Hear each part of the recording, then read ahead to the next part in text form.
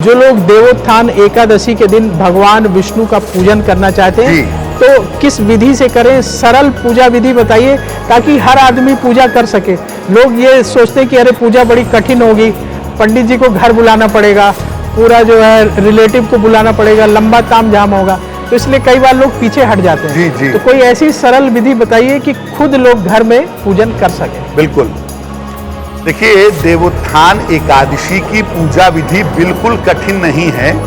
हाँ, ये जरूर है कि आपको पवित्रता का, सफाई का, सात्विकता का ध्यान रखना होगा। अपने घर के बीचों बीच अगर आपके घर में आंगन है तो गन्ने का एक मंडप बनाइए और उसके बीच में एक चौक बनाइए। मोटी बोलचाल की भाषा में रंगोली कहते हैं उसको, लेकिन एक चौक बनाया जाता है चावल के आटे को पानी में घोल करके। चौक के मध्य में अगर आप चाहें तो भगवान विष्णु का चित्र या उनकी मूर्ति रख सकते हैं। चौक के बगल में चौक के साथ ही भगवान के चरण चिन्ह बनाए जाते हैं और इन चरण चिन्हों को बर्तन से या पीले वस्त्र से ढक दिया जाता है।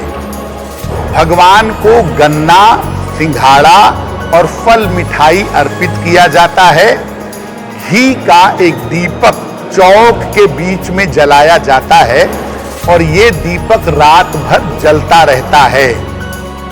अब भोर के समय में लगभग 3-4 बजे के समय में कपड़ा हटाइए या बर्तन से उनके चरण ढके थे उस बर्तन को हटाइए और उनके चरणों की विधिवत पूजा करिए, उस पर फूल अर्पित करिए, उसकी आरती करिए, उस पर तिलक लगाइए और इसके बाद चरणों को दोनों हाथों से स्पर्श करके उनसे प्रार्थना करिए कि हे प्रभु, योग निद्रा से जगिए, हमारे जीवन में शुभता ले आइए। और जब आप उनके चरणों का स्पर्श करके उनको जगाएंगे उस समय शंख बजना चाहिए, घंटे की आवाज, शंख की आवाज, भगवान के मंत्र, भगवान के कीर्तन, इसकी ध्वनि चारों तरफ होनी चाहिए। और जब भगवान विष्णु को आप जगा लेंगे इसके बाद व्रत उपवास की कथा सुनी जाएगी।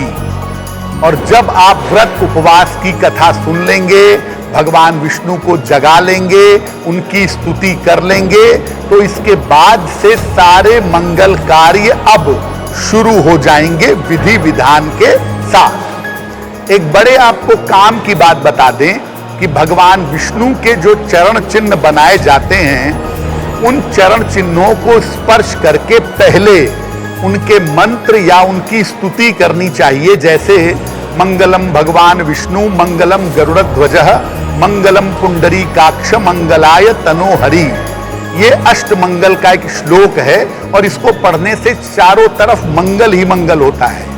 तो ये कहते हुए उनके चरणों को स्पर्श करें और उनके चरणों को स्पर्श करके अगर आप अपनी कोई भी मनोकामना कहते हैं जो रीजनेबल मनोकामना है, जो जस्टिफाइड मनोकामना है, अगर वो कहते हैं तो ये मनोकामना अवश्य ही पूरी हो जाएगी। एस्ट्रो तक ऐप पर आपको मिलेगा भविष्य से जुड़े हर सवाल का जवाब। डाउनलोड कीजिए एस्ट्रो तक ऐप और चुटकी में जुड़िए इंडिया के बेस्ट एस्ट्रोलॉजर से।